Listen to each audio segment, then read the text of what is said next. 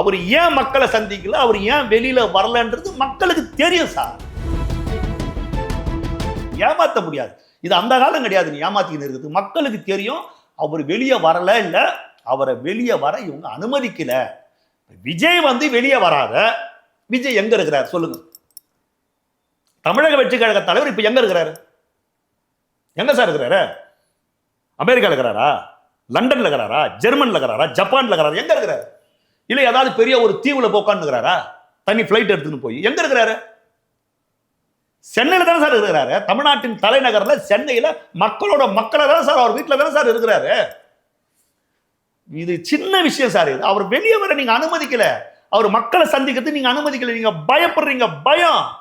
உனக்கு தில் இருந்தா, திராணி இருந்தா, தெம்பு இருந்தா, கெத்து இருந்தா அனுமதி கொடு.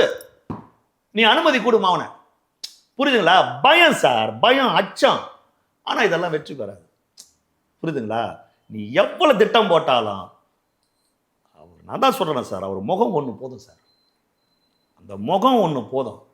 ஒரு நாளும் தமிழ்நாட்டு மக்கள், தமிழ்நாட்டு இளைஞர்கள், குறிப்பா தமிழ்நாட்டு பெண்கள், தாய்மார்கள் விஜயை ஏமாற்ற மாட்டாங்க. தளபதி விஜய் ஏமாற்ற மாட்டாங்க. அவங்க என்னப்பா ஏப்ரல் மாசம் தேர்தல் வரும்னு சொல்றாங்களே, தள்ளி போதப்பா, சீக்கிரம் வர சொல்லு. குத்துற குத்து, விசில்ல போய் குத்துற குத்து, அந்த ஒரு வழி ஆகணும்.